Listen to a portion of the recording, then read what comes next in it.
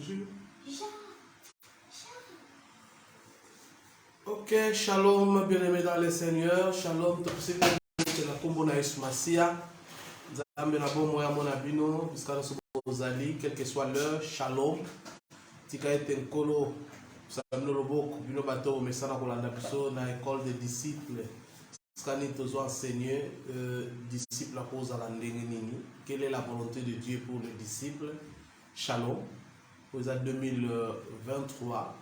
Tozo bien ngwane asika mais année nous allons ndenge moko. Mutunde sengela za la sika. Quelles que soient les années, Mikolo aura toujours ndenge moko. Mais dans le Seigneur, sengeli a se comporter lokola mwana nzambe afin que Nzamba puisse être le bon. Les autres ont un thème où tu partager bien aimé, un disciple à vainqueur. Voilà pourquoi Christ a dans Apocalypse chapitre 3 verset 21, c'est lui qui vaincra, je le ferai à ce soir avec moi sur mon trône. Donc, tu as un devoir, il y a commis bomba, il y a commis battre la potos, fan dans Christ et la trône. Donc, toujours nous devons faire l'effort et à convaincre. Thème d'habitude à l'élo. Les disciples, c'est une nouvelle personne en Jésus-Christ. Une nouvelle personne, par définition, les athées qui ont changé, nous autres, une nouvelle personne, les alliés, Katina Yesumasia. Donc, thème d'habitude, il y a pourquoi on a l'école des disciples bien-aimés, les alliés, une nouvelle personne en Jésus-Christ. Donc le disciple, c'est une nouvelle personne en Jésus-Christ. Parce que, en réalité, Bible a confirmé, voici, j'ai fait toutes choses nouvelles. Quand on a mis Christ, Apocalypse chapitre 21, verset 5, ils ont confirmé en gros que nous sommes devenus de nouvelles créatures. Toutes choses ont changé. Et Christ nous a fait des nouvelles créatures. Mais c'est là que nous avons péché. C'est-à-dire, né en Adam, Adam a transmis la nature pécheresse à transmettre la nature. Mais qu'est-ce que Dieu a vu? Dieu a vu, il a vu l'état que mon état c'était quoi? Mon état, c'était un péché. C'est-à-dire, il y a une relation dans la deuxième des choses, c'est que Nzamba Monika na mutu bien aimé dans le Seigneur, ezali que mutu oyo azana masumu bazobenga un péché. Le péché, il y a des gens qui séparés, biso zo biso de boule munene dans Nzambe, potoko ma pembe dans Nzambe te. Et ngoloba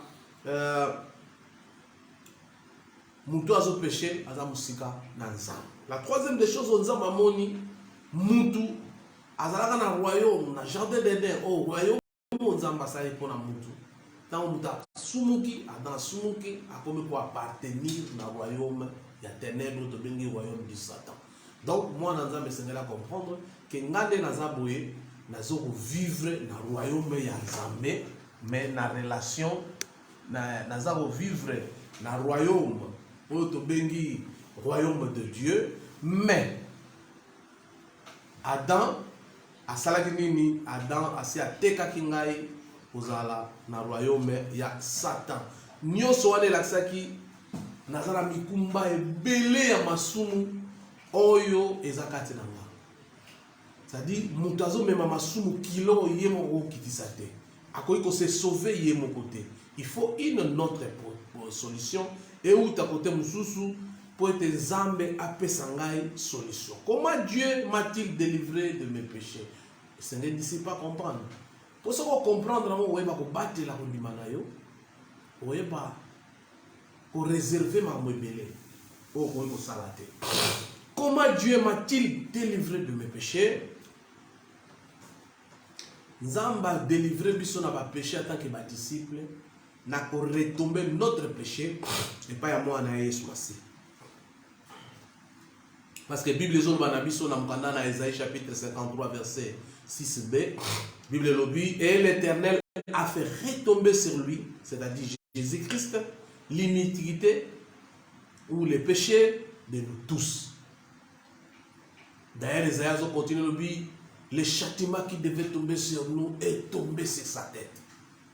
Yendem tamemi makamwa. Donc, Nzamba délivrer biso na kokamata masumu na biso nyoso plaça au kat na Yesu Masia. Yesu andimi komema masumu et pour biso tobikisa matake ba Nzambe. Bien-aimé dans le Seigneur. Attaque disciple na koyebisa yo ke Nzambe azala posate yo ozalaka toujours dans le péché, mais Nzamba na posa yo bikisama potambola malam obikisa bakango le ndenge nini en versant tout ce que tu avais fait avant. Nano yambi Yesu te Nzamba azuma sumo so la tia on a compte. Ils allons la compte bancaire moto zanango oyo Yesu nda s'en charger ya komela masumu na biso. Ndenge nini amemi yango pour Bible zo affirmer biso. Dans 1 Jean chapitre 1 verset 7, ils ont affirmé que le sang de Jésus, son fils, nous purifie de tout péché. En tout cas, le soumonga la sala na limite que Nzamba olim. C'est ça la soumo mon côté au Nzamba le bakenga na olim sa exacte. Bible dit le sang de Jésus-Christ nous délivre de tout péché. Ça dit makila na Yesu Masia nazala ndoki, nazala moyibi, nazala muto na boma batu, nazala assassin, nazala muto na lola bazeni, nazala muto na impoli, nazala muto na yoga na kate, na bunda kate, mais so na ye kati na Christ a ko délivrer de tous mes péchés, a ko longolanga na état ya kozala esclave, pe amemanga na état ya kozala un homme libre.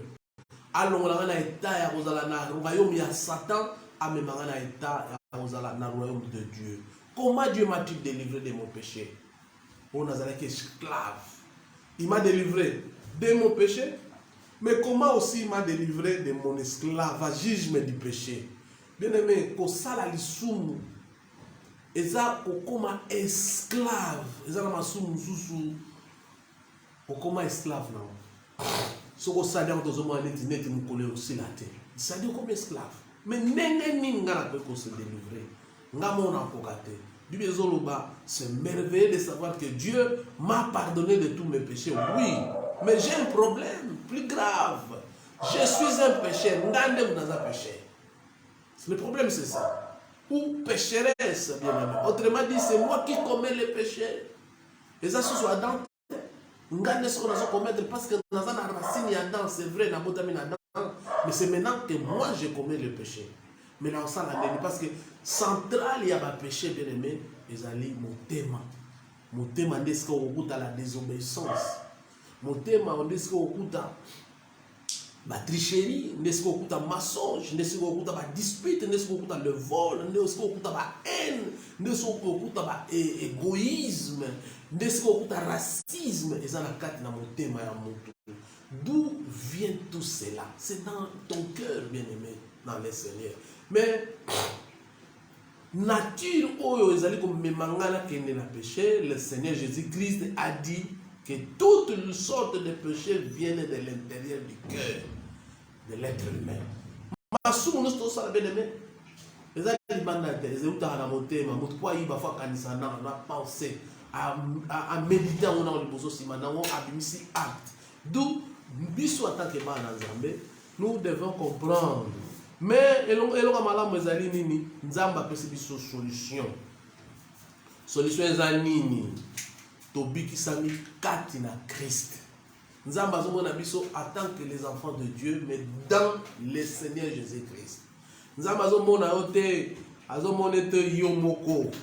Parce que Dieu m'a délivré de mon vieux moi et me plaçant en Christ sur la croix. Bible Zoloba dans 1 Corinthiens chapitre 1, verset 30 de l'Obi. Or, c'est par lui. Et ça m'a cassé la honte. C'est par lui, Dieu, qui vous êtes en Jésus-Christ.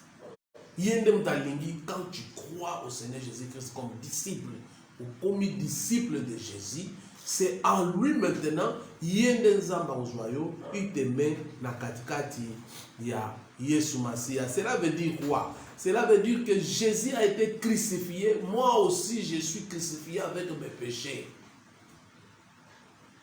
C'est-à-dire, Jésus est mort, l'a mis sur le cimetière, dans le tombeau, moi aussi, avec mes péchés, je suis mort.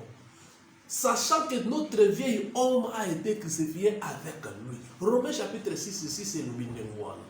C'est-à-dire, quand je crois au Seigneur Jésus-Christ, ma vie ancienne, ils ont crucifié, mais qu'on nous souvient sur ma sœur. Il y a un symbole, il y a baptême, tout ce qui est un baptême, au côté de maille, au couffin sur ma sœur, tant qu'on va se bibisayo, c'est puis na sur ma sœur. Et automatiquement, tu deviens un disciple. Il faut battre là. Et l'eau malade. Comment puis-je savoir que j'ai été crucifié avec Christ si je ne sais pas? Mais c'est par sa parole, bien-aimé dans le Seigneur. Paul a dit dans Galates chapitre 2, verset 20, dans le Bible, j'ai été crucifié avec Christ. Et ça, sa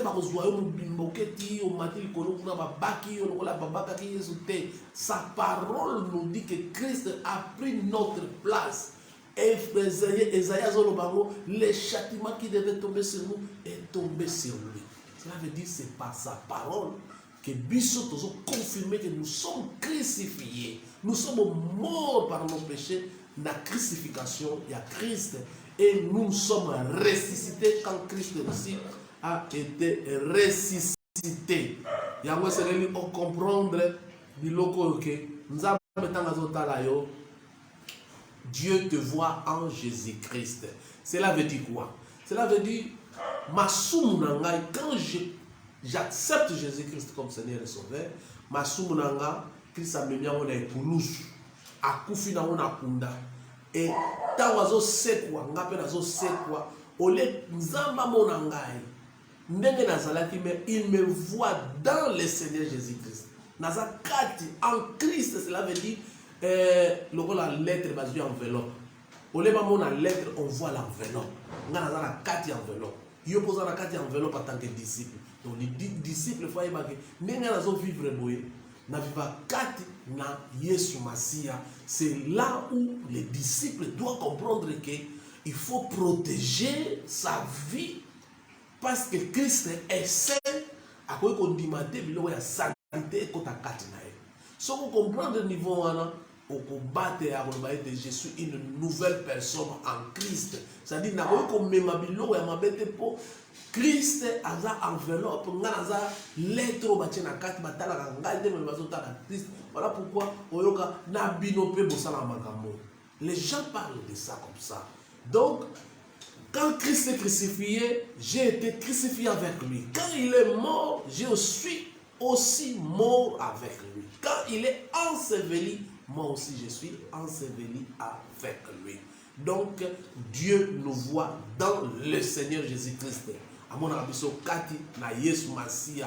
pourquoi Dieu a fait de nous une nouvelle créature. Paul a confirmé dans 2 Corinthiens chapitre 5 verset 17. Alobi, si quelqu'un est en Christ, Christ, il les appelle de nouvelles créatures. Paul a confirmé à l'objet, il est une nouvelle création. Création en sika, c'est-à-dire nous avons sous les passetés. Nous avons sous quand Dieu le voit, il le voit le premier jour de sa création. Et l'autre, mon côté à ma maison. Pourquoi? Parce qu'il est dans le Seigneur. Il est en Christ. Et en Christ, ils ont les lois à ma bête. Ils ont un artiste saint. Si vous avez un exemple d'enveloppe dans la lettre. En lettre, si vous avez un enveloppe, mais lettre va être lettre va monter.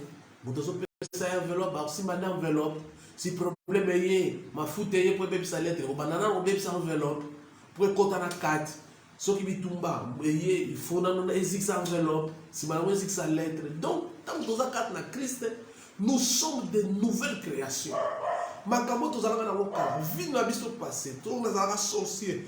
Mais dans le Christ comme Seigneur et Sauveur, la masse sorcellerie, nombre ya batu, on a magicien, on a besoin de tanga batu, en tout cas la limite na kontanga batu.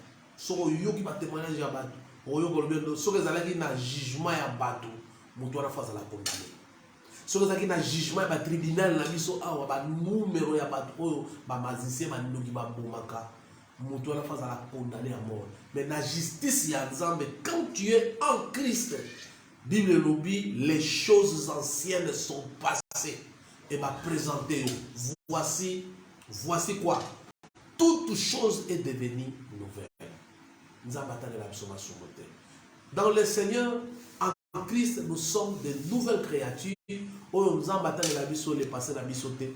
Nous avons la vie sauté donc, un disciple a un droit je suis une nouvelle personne dans un autre endroit. Pourquoi dans un autre endroit? C'est-à-dire, endroit à Liboso, dans un esclave, dans un royaume à Satan, j'étais dirigé par le plaisir de ce monde, dans un dirigé dans le plaisir, j'étais commandé par des démons, des mauvais esprits, mais Dieu m'a enlevé. Et à côté de ça, un endroit différent où ils allaient au royaume de notre Seigneur Jésus-Christ.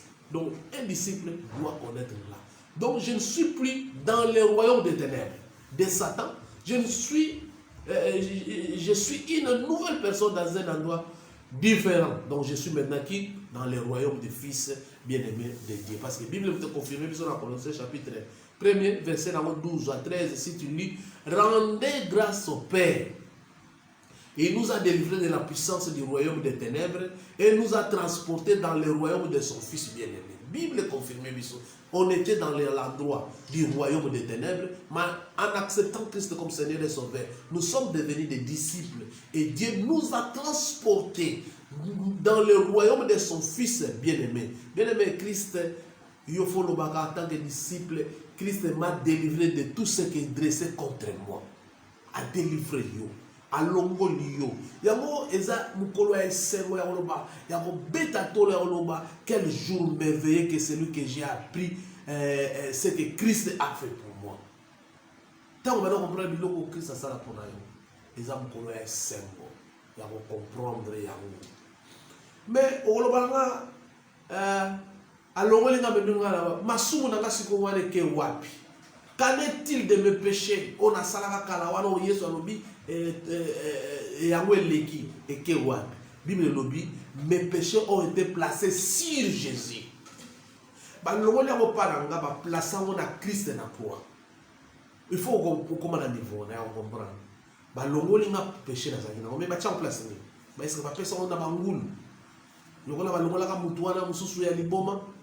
Ba lobi to linso ko vivre wa te, tinda biso tara bangulu. Te. Oya yo batindi na bangulu te. Oya yo pe batindi na mapunda te to na basoso. Te batindi kuna te. Oya yo tes péchés sont placés à Jésus.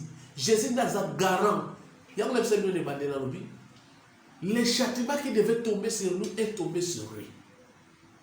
Christ, il a porté nos souffrances. Il n'avait ni éclat. Quand il a porté nos souffrances, nos péchés, il n'avait ni éclat, ni beauté. Donc, tes péchés sont placés sur Jésus-Christ. Et voilà pourquoi Dieu t'a pardonné. Parce que, 1 de Jean, chapitre 2, verset 12, je l'oublie.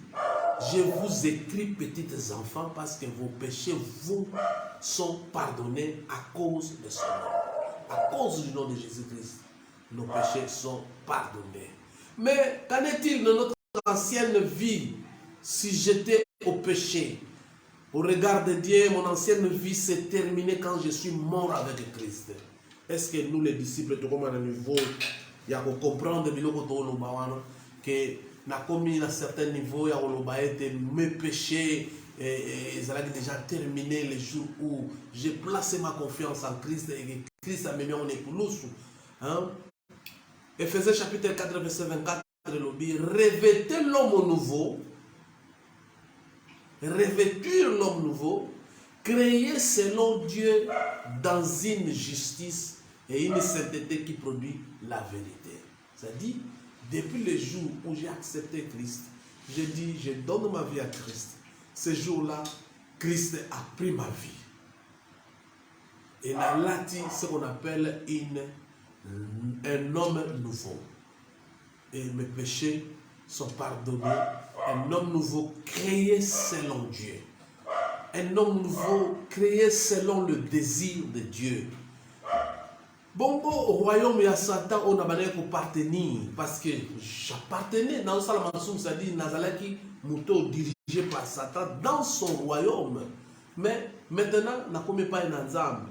Au royaume, il y a Satan. Au royaume, il y a l'opinini. Pour la Satan, Nazo partenir les sources dans le royaume de Satan. Dieu m'a transformé du royaume des ténèbres de Satan dans le royaume de son fils.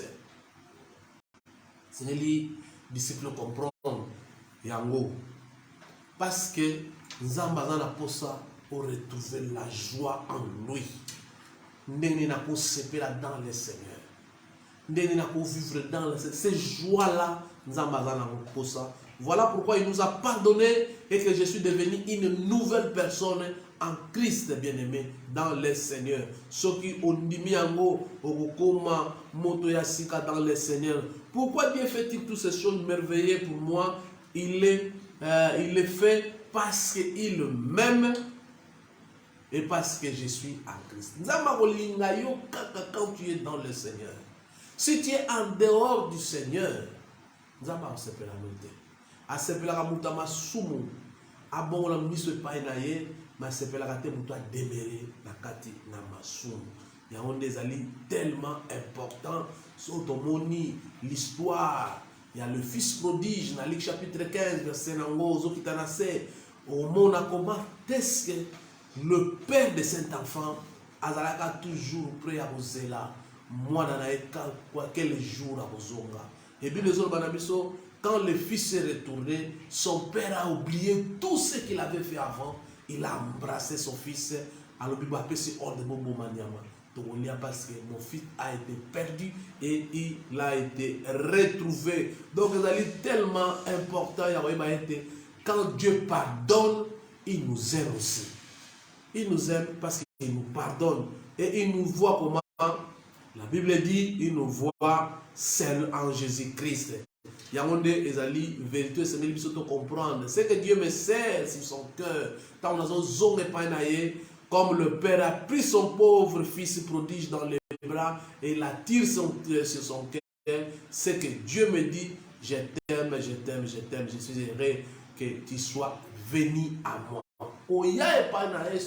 Bien-aimé, vérité Zagamoko, par l'œuvre de son fils, Dieu a supprimé les obstacles qui se dressaient entre lui et moi. Le sang de Christ m'a purifié de toutes mes pensées. Mon vieux moi sujet au péché a été crucifié avec Christ. Et puis l'autre Dieu a fait de moi une nouvelle personne en Christ. Nini soiseau ça. Je suis maintenant dans le royaume des fils de bien-aimés. Et pourtant dans le royaume, il y a Satan. Comment est-ce que je sais ces choses? Parce que je le sais parce que Dieu m'a dit dans sa parole. Alors, les disciples faut comprendre. Donc, dans un peu ça résumé, il y a de l'autre il faut y aller par l'œuvre de son fils, c'est-à-dire nous saluer sur cela qui n'a qu'à des poulos. Nzambe a supprimé beaucoup d'obstacles. Obstacles les amis, obstacles les péchés entre eux Nzambe. Nanzela ya nini? Nanzela ya makila o Yesu asopaki na ngumba e kulusu. Ya ngonde saliete moto ya kala o azalaka sije ya kumasumu umemaki ne kulusu na nzela ya crucifié na croix ya Yesu. Nzamba sali o moto ya sika pe maintenant aux allez moto ko vivre na royaume ya mwana ya bolingo. Oyebi makambo ndenge nini parce que Bible les ont confirmé. Ils ont confirmé que la Bible confirme pourquoi il confirme que Nzambe asali nyonso ponanga na nzela ya Yesu Masia. Bien-aimé tozo chité à partager vidéo, inviter les gens bandeko mingi na kati ya groupe na biso to mebele to bana sangana to sala ba programme susu et pour permettre biso ba disciples to continuer toujours kozala bana Nzambe oyo ba koyeba lubana Nzambe pe ba koyeba nini Nzambe asala pona biso pour qu'on comprendre biloko Nzambe asala pona yo pour battre la disciple na malamu un jour au monde royaume ya notre père où yazali likona nyonso botika malamu Nzambe mona bino to kangi biso na biso pona bonde la Nzambe Père éternel to pambolo pour un message. Tika to sunga biso, on dit ma masunga biso. Non seulement mema yango, mais pardonna biso. Non seulement pardonna biso, non longola biso to ba vieille homme to zalaka nango, o kopisa biso ba nouvelle créature na endroit différent. To zalaka esclave na royaume asia ya Satan, mais yo longola biso na royaume wana, o mema biso na royaume ya fille wana na Yesu. Tika to kuma po pambolama. So perception sous temps to puta na sous nzambe tozanga te okomisayo umama sanjolama na kombo na Yesu Masia. Bien-aimé botikala malamu nzambe amona bino soki nzambe apesa biso temps tokomona na nous sommes école des disciples kozanga te inviter les gens à participer ou bien partager vidéo yo na page na yo kutu absolument rien, inviter d'autres personnes ba kota na groupe na biso école des disciples eskanini yo po koma disciple obanda ko partager lo bana nzambe botikala malamu nzambe amona bino na kombo na Yesu Masia.